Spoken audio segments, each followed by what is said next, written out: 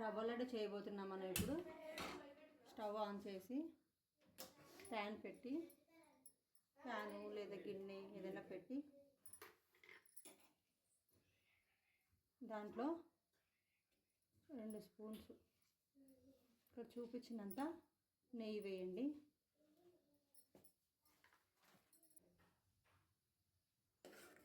ఈ నెయ్యిలో dry fruits వేయండి. గోల్డెన్ కలర్ వచ్చిన తర్వాత తీసేసుకోండి.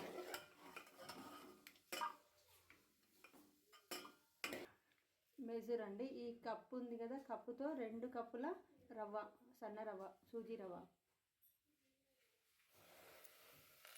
అదే నెయ్యిలోకి యాడ్ చేసుకోండి. మాడిపోకుండా మెల్లిగా కలపండి.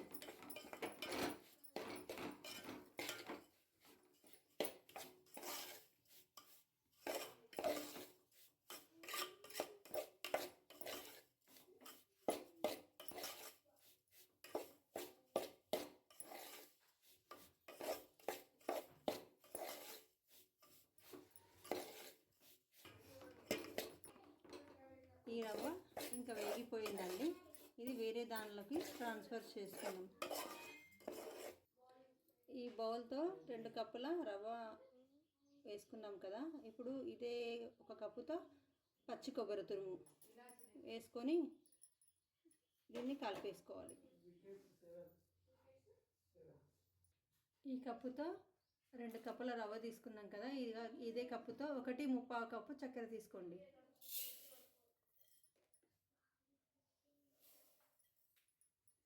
పావు కప్పు వాటర్ అయితే సరిపోతాయండి. పావు కప్పు వాటర్ వేసుకోండి ఇదే కప్పుతో.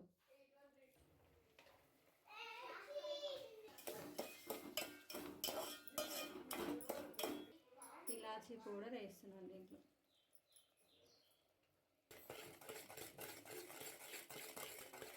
మీకు పచ్చి కొబ్బరి లేకపోతే ఎండు కొబ్బరితోనైనా చేసుకోవచ్చు.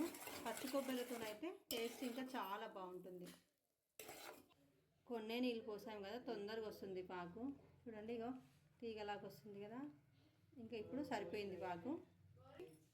రవ్వ మిశ్రమము యాడ్ చేసుకోవాలి.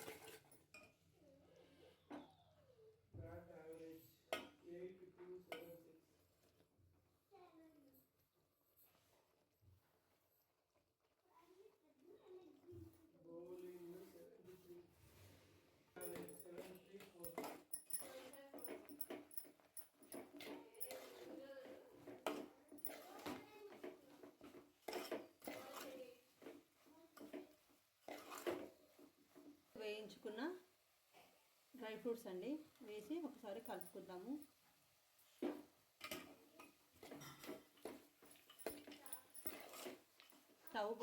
స్టవ్ ఆఫ్ చేసేసి చల్లైన తర్వాత దీన్ని లడ్డూలాగా చుట్టుకోవడమే.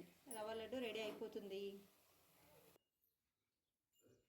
ఒక చిన్న ముద్ద చిన్నగా తీసుకొని దీన్ని ఉండలాగా చుట్టండి. రవ్వ లడ్డు రెడీ.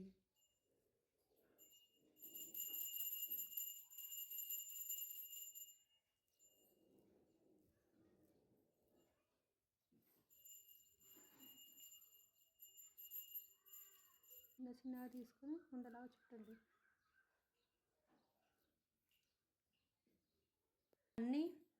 అన్నీ రవ్వ లడ్డు లాగా చుట్టేసుకుంటే అయిపోద్ది, రెడీ.